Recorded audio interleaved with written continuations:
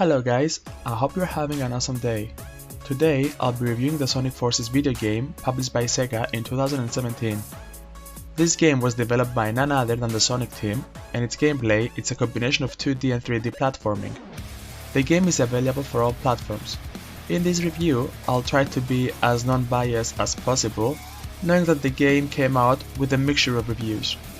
To start things first, I'm not a hardcore Sonic player who played all the Sonic games, but I played a plethora of them, such as Sonic Mania, Sonic Advance Trilogy, Sonic Riders 2, Shadow the Hedgehog, and Sonic Generations. However, Sonic Forces was my latest Sonic experience in years, so was it good or was it bad? Let's see. I was surprised with the story of the game. It felt new and kind of refreshed. Basically, Dr. Eggman and his robots attack the city alongside famous villains from the past and a new character called Infinite, who is a jackal that obtained the power of the Phantom Ruby, making him overpowered. The game starts with Sonic failing to defeat Eggman following him being captured and taken to prison into the Death Egg, a base outside the Earth. What follows is the Eggman Apocalypse. Within 6 months, Eggman conquered the world. However, this is not the end. The remaining heroes, such as Knuckles, Tails, Silver, and others, alongside other survivors, make up the Resistance Team, a team to fight Eggman. Here is where for the first time in a Sonic game you can create your own custom character and join the Resistance team.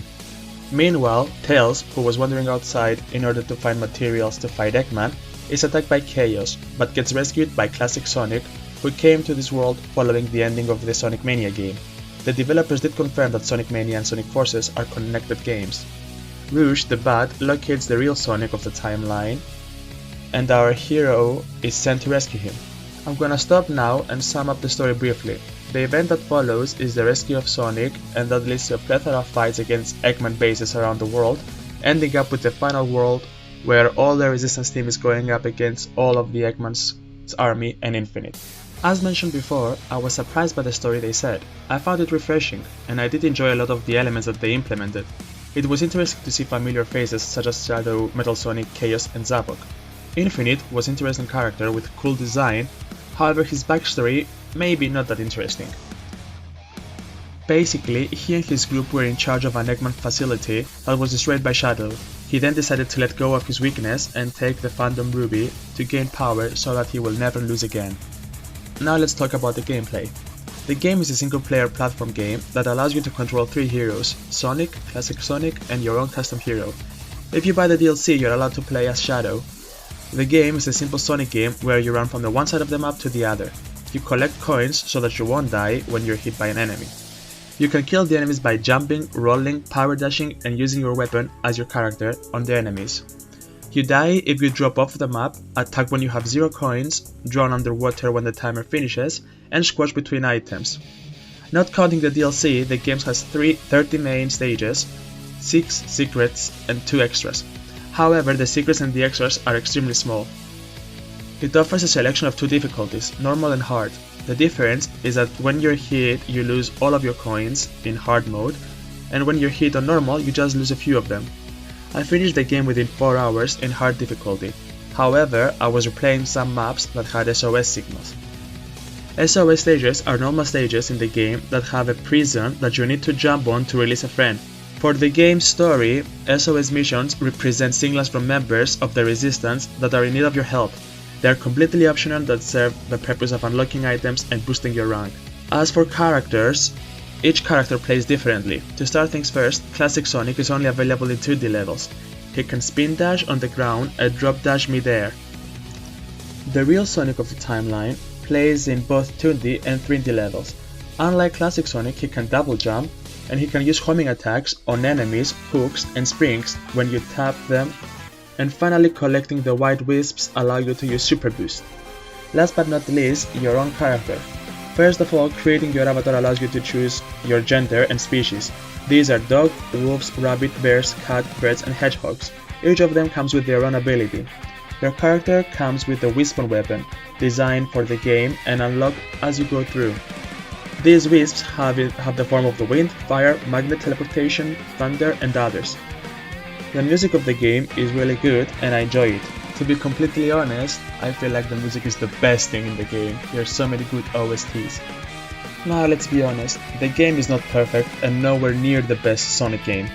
The concept was good but purely executed, it felt rushed and unfinished. Personally, I like the serious vibe of the war, but it didn't feel like a Sonic game. Yes, Sonic is a cheerful and cocky character, but the vibe was way too serious for him to match. This may ruin the experience for some, but for me, it didn't really do it. However, the major disappointment is this. You're fighting in an apocalyptic war, and your only gameplay is run from one side of the map to the other, while everything is happening in the background.